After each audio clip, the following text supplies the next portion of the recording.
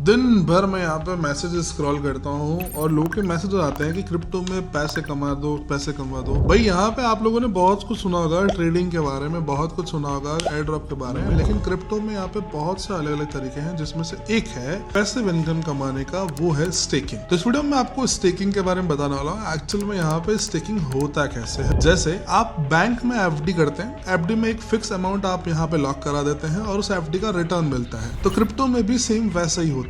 यहाँ पे आपके कुछ पैसे यहाँ पर लॉक कर दिए जाएंगे, उसे स्टेक पे डाल दिया जाएगा और स्टेकिंग के बदले आपको उसका रिवॉर्ड मिले। बहुत सिंपल है, चलो मैं आपको एग्जांपल के थ्रू समझाता हूँ। अगर आपने इथेरियम ले रखा है और उस इथेरियम को यहाँ पे आपने स्टेक पे लगा रखा है, स्टेक पे लगाने के बाद वो इथेरियम आपका लॉक हो जाएगा। लॉक होने के बाद इथेरियम के पर्पस पे जितने भी ट्रांजैक्शन होंगे, उस हर ट्रांजैक्शन के हिसाब से आपको यहाँ पर स्टेकिंग मतलब एक फ्री का रिवॉर्ड मिलेगा। और रिवॉर्ड क्या होगा, वो होगा कॉइन्स यहाँ पे। अच्छा, आपके मन में ये सवाल आया होगा कि आखिर इसके पीछे का फंडा क्या है। देखो, नेटवर्क को यहाँ पे ट्रांजैक्शंस और सिक्योरिटी के लिए चाहिए होते हैं कॉइन्स, और वो कॉइन्स एक लिमिटेड सप्लाई होता है। और जैसे ही आप अपने कॉइन्स यहाँ पे स्टेक करेंगे तो वो यूज करेंगे स्टेकिंग के लिए और बदले में आपको रिवॉर्ड देंगे। तो अब नेक्स्ट सवाल मैं आपसे पूछना चाहता हूँ कि आप अब क्या करना चाहेंगे। एफडी में इन्वेस्ट करके उससे रिटर्न लेना चाहेंगे या फिर क्रिप्टो में इन्वेस्ट करके स्टेकिंग का रिवॉर्ड लेना चाहेंगे। तो देखो, एक नुकसान और है इसमें। स्टेकिंग में होता क्या है, जब आप कॉइन को लॉक करते हैं तो आपको रिवॉर्ड तो मिलते हैं,